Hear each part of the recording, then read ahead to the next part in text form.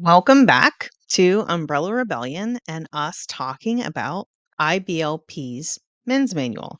So, if you haven't seen my previous videos, I highly suggest that you go and do it. If you're watching on YouTube, I have a playlist. TikTok, I'm waiting for the ability to create playlists to be able to do that. If you are new to us, please consider following us, subscribing to us, sharing us out.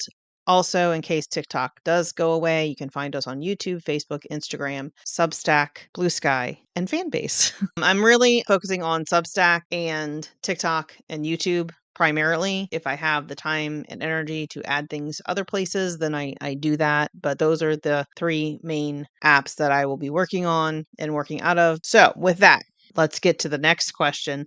Let's talk about this men's manual. I am here for it. As I said, Buell Gothard has broken up these questions in the men's manual. From what I'm gathering from the little bit that I've looked at this thing, it's basically how to be a man. He's trying to teach men how to be men in a supposed godly and Christian way. So we have the initial question is, how can I understand what is really happening in this complex world?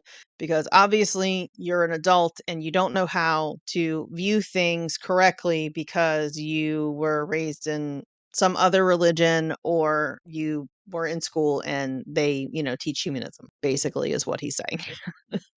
So, all right, we're at question number 3 on the have you been deceived? The question is, a child's personality cannot be changed after 7. True, false? If false, can you explain? Let's see what Bill Gothard has to say.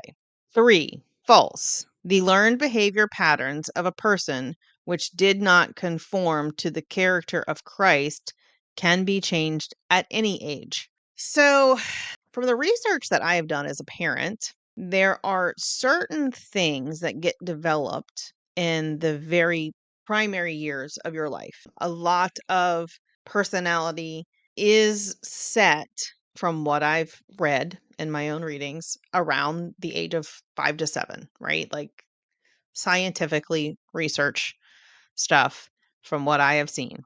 Does that mean that you can't change? I believe that people can change, right? Brains develop, brains grow. The frontal lobe development that helps us have reasoning skills, right? Like we don't have reasoning skills prior to a certain age, and I don't know what age that is. And then when our frontal lobe fully forms, then we have more ability for reason and understanding things in the world. Although I might agree with him in a way, it seems like it's setting up that you can program your kid to believe in Jesus and it's not too late, even if you didn't believe in Jesus before. Does that make sense? That's what I feel like this question is directing parents to. Can you change a person's personality? Like, I think there are some things in some people's personalities that are never changeable, right? Like, I am a very loud person. I have always been a loud person. I tried to stifle it for a very long time as a fundamentalist Christian, and I failed very miserably. I can embrace that about myself now. I am a loud person. I know I am not everybody's cup of tea. I know that if I go into the movie theater and I laugh, I am going to embarrass my kids, just like my dad embarrassed me, because I get my loudness from my father. And I think that there are some things about a child's personality that you don't have to try to change because it just makes them them. And I think that this question and answer is also setting up that if you don't like something in your child, you can control them out of it. And I think that is part of what excuses and teaches abuse out of these materials. I'd like to know what your thoughts about it. Let me know if you agree with my assessment of this. I mean, so he started this in the 60s, right? Like he was very young. I think he was in his 20s when he started this. And I think he pigeonholed himself into something that he never grew out of and he never grew up and matured out.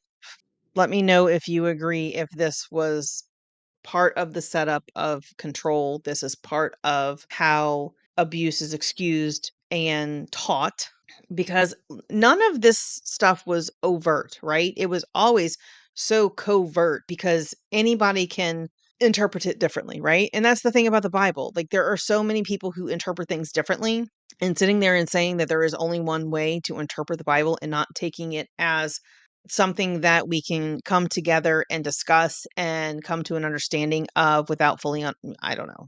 But like there's only one answer is what he's getting at. And I think that's very dangerous because it makes you not think outside of what you're being taught, and that's where the abuse comes in.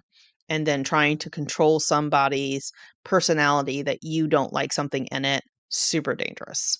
And we're talking about children here who are still developing and who have not completely developed, and trying to control things out of them that you deem unacceptable. With that, I will end this episode. And if someone has not told you today or ever, I am proud of you.